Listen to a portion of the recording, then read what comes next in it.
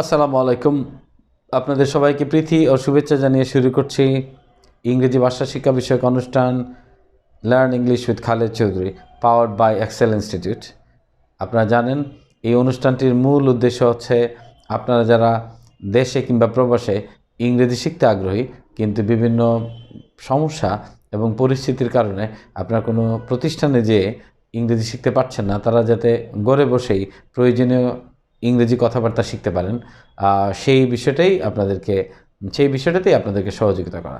তো আপনারা জানেন আমরা এই অনুষ্ঠানটির মাধ্যমে গ্রামারের জটিলতায় না গিয়ে, গ্রামারের মারপ্যাচ আলোচনা না করে খুব ছোট ছোট মডেলের সাহায্যে আমরা ইংরেজিতে বাক্য তৈরি করা শেখাই। তো আজকে আমরা এরকমই দুটি মডেল আপনাদের সামনে উপস্থাপন করছি। একটি হচ্ছে I am suppose to do, এর বাংলা হচ্ছে আমার করার কথা, আর একটি হচ্ছে I am likely to do, মানে আমার করার সম্ভাবনা আছে। তো এই দুটি মডেলের সাহায্যে আমরা আজকে বাক্য তৈরি করা দেখব। তো এখন I am suppose to do এই মডেলটা আমরা ব্যবহার করি বা এইরকম করে কথা বলি যখন এক্সপেকটেশন থাকে সেই রকম ক্ষেত্রে। যেমন সবাই আশা করছে আপনি পরীক্ষা পাশ করবেন, তখন কি বলেন যে তোমার তো পরীক্ষা পাশ করার কথা। তারপর হচ্ছে এক জায়গায় আপনি অ্যাপয়েন্টমেন্ট করেছেন, 5টায় যাবেন, তো সবাই আশা করছে আপনি সেই জায়গায় থাকবেন, তো আমরা বলি কি যে আমার তো 5টায় সেখানে যাওয়ার কথা। তো এইরকম বাংলায় যখন আমরা এরকম বাক্য দেখব তখন সেগুলোকে ইংরেজি করার জন্য আমরা এই মডেলটির সাহায্য নেব। আবার বলছি, মডেলটির নাম হচ্ছে, আপনার মনিটরে দেখতে পাচ্ছেন, I am suppose to do. এখন আমি যদি বলি আমার তো মিটিংটা অ্যাটেন্ড করার কথা, তাহলে এই মডেলের সাহায্যে এটা ইংরেজি করতে পারবো। কাজটা হচ্ছে অ্যাটেন্ড, তাহলে এই মডেলে ডু এর জায়গায় আমরা অ্যাটেন্ড শব্দটা বসিয়ে দেবো। তাহলে ইংরেজিটা কী দাঁড়াবে? I am suppose to attend the meeting. এখন যদি বলি তোমার এই মিটিংটি অ্যাটেন্ড করার কথা না, মানে কেউ আশাও করছে না তুমি এই মিটিংয়ে যাও, তো সেই ক্ষেত্রে যেটা হবে, এই I am suppose to do এটার ক্ষেত্রে আমরা একটা নট বসিয়ে দেবো মাঝখানে এম এর পরে, তাইলে এটা হয়ে যাবে। তাহলে তোমার এই মিটিংটি অ্যাটেন্ড করার কথা না, you are not suppose to attend the meeting. একইভাবে প্রশ্ন করতে পারি, তোমার কি মিটিংটা অ্যাটেন্ড করার কথা? তাহলে I am suppose to do এই মডেলে একটু আমরা চেঞ্জ করে এমটাকে আগে নিয়ে আসবো, তাহলে হয়ে যাবে am I suppose to do. তো ইংরেজি করার সময় তোমার কি এই মিটিংটি অ্যাটেন্ড করার কথা, প্রথমে হয়ে যাবে আর, তারপরে আই এর জায়গায় বসে যাবে ইউ, তাহলে are you suppose to attend the meeting.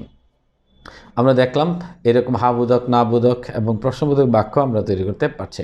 এখন যদি আমরা এরকম আরেকটি বাক্য বলি যে বার্ষিক সাধারণ সভায় বা এজিএমে এই বিষয়টি আমাদের আলোচনা করার কথা, তাহলে শেষ শব্দ হচ্ছে আলোচনা করার কথা। তো এইখানে আমরা সবাই আশা করছি এই বিষয়টি আলোচনা করা হবে, এক্সপেকটেশন আছে, তাইলে এই ক্ষেত্রে আমরা এই মডেলটি ব্যবহার করতে পারি। তো আই এর জায়গায় তাইলে কি হয়ে যাবে? উই। এম এর জায়গায় হয়ে যাবে আর, উই এর কারণে এমটা হয়ে গেছে আর। তাহলে উই আর সাপোজ, তারপরে উই আর সাপোজ টু কী করার কথা? আলোচনা করার কথা। আলোচনা করা ইংরেজি ডিসকাস। তাহলে we are suppose to discuss বিষয়টা, দ্য ম্যাটার, এজিএমে, ইন দি এজিএম, এটা হয়ে গেল। তাহলে we are suppose to discuss the matter in the AGM. এখন যদি বলি আমাদের কি এজিএমে এই বিষয়টি আলোচনা করার কথা, তাহলে এটা প্রশ্নবোধক বাক্য। তাহলে শুরুতে হয়ে যাবে আর, আই এর জায়গায় হয়ে যাবে উই, তাহলে আর we suppose to discuss the matter in the AGM. আমরা দেখছি খুব সহজেই কিন্তু মডেল জানা থাকলে আমরা বাক্য তৈরি করতে পারছি। একই রকম করে যদি আমরা আরেকটি বাক্য বলি যে তোমার তো একটি নতুন কন্ট্রাক্টের কপি তৈরি করার কথা, তাহলে তোমার করার কথা, ইউ আর সাপোজ টু একটা কপি করার কথা, তাহলে মেক এ কপি। তাহলে তোমার একটা কপি বের করার কথা, you are suppose to make a copy. কিসের কপি? একটি কন্ট্রাক্টের বা কন্ট্রাক্টে of the new contract. You are suppose to make a copy of the new contract, নতুন কন্ট্রাক্টের একটা কপি তৈরি করার কথা। তো এরপরে যদি বলি যে তার লন্ডন যাওয়ার কথা, তাহলে ডিসেম্বরে তার লন্ডন যাওয়ার কথা, তাহলে কি হবে? আই এর জায়গায় হয়ে যাবে হি এমটা হয়ে যাবে he is suppose to go কোথায়? লন্ডনে, টু লন্ডন, দিক বোঝানো হচ্ছে, তাহলে টু বসে, he is suppose to go to London ডিসেম্বরে, ইন ডিসেম্বর। চলুন আরেকটি বাক্য এখানে আলোচনা করি। যদি বলি নতুন নীতিমালা ক্ষুদ্র এবং মাঝারি উদ্যোক্তা যারা আছেন তাদেরকে সাহায্য করার কথা, তাহলে এই বাক্যের শেষে আছে কথা, তাহলে আমরা কিছু একটা করার কথা, তাহলে এই মডেলের সাহায্যে ইংরেজি করতে পারবো। এটা হচ্ছে I am suppose to do এই মডেলে। তাহলে আই এর জায়গায় কী হয়ে যাবে? নতুন regulations, the new regulations. The new regulations হওয়ার কারণে এমটা তখন হয়ে যাবে আর। The new regulations are suppose to help.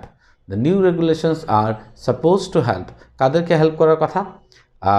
আমরা যদি বলি দ্য এসএমইকে, তাহলে the small and medium entrepreneurs.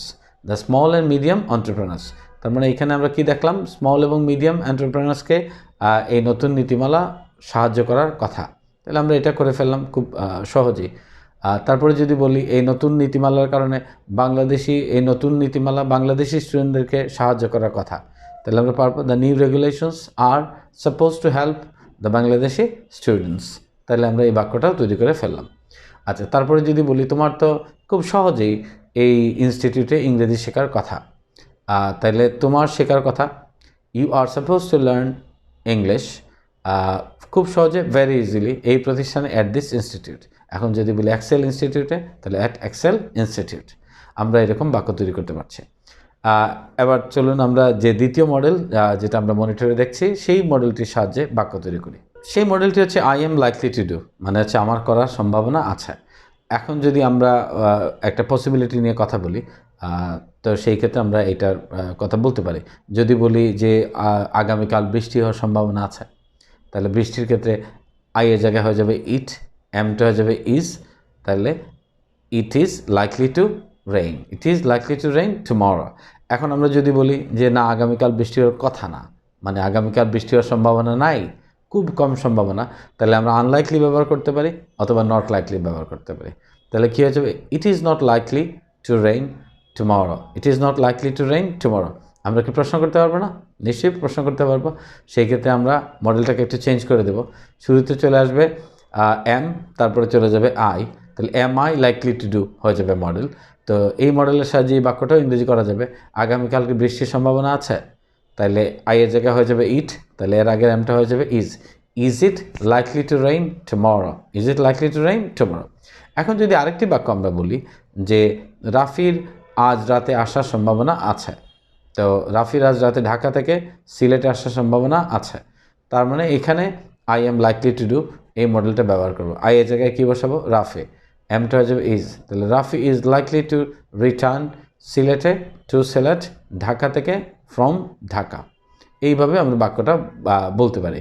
আজ রাতে টুনাইট, তাহলে কি দাঁড়ালো? রাফির আজ ঢাকা থেকে সিলেটে আজ রাতে ফেরার সম্ভাবনা আছে, তাহলে কি দাঁড়াবে? Rafi is likely to return কোথায়? সিলেটে টু সিলেট, ঢাকা থেকে ফ্রম ঢাকা। এখন যদি বলি তার কি আজকে সিলেটে আসার সম্ভাবনা আছে, তার মানে এখানে প্রশ্নবোধক বাক্য am I likely to do এই মডেলে আমরা ইংরেজি করব, মানে I am likely to do model থেকে একটু আমরা চেঞ্জ করে ফেললাম।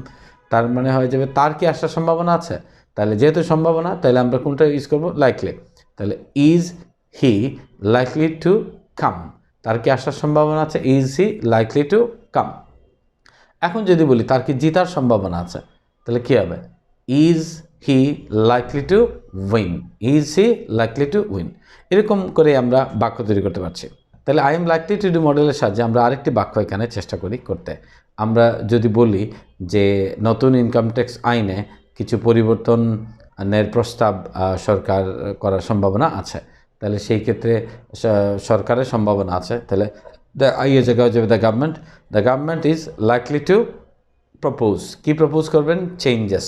The government is likely to propose changes. কিসে এই চেঞ্জেসগুলো প্রপোজ করবেন? নতুন ইনকাম ট্যাক্স আইনে, to the new income tax law, to the new income tax law. তো আমরা দেখলাম বড় বড় বাক্যগুলো ছোট ছোট মডেলের সাহায্যে আমরা দ্রুত তৈরি করতে পারছি। তো ভিউয়ার্স, আগামী পর্বে অন্য কোনো বিষয় নিয়ে আবার হাজির হব। সেই পর্যন্ত সবাই ভালো থাকবেন, সুস্থ থাকবেন, এবং আগামী পর্বে কোন বিষয়ের উপরে আপনারা চাচ্ছেন আমরা আলোচনা করি, আমরা কমেন্ট বক্সে আপনারা আমাদেরকে জানাতে পারেন। সবাই ভালো থাকবেন। আল্লাহ হাফেজ।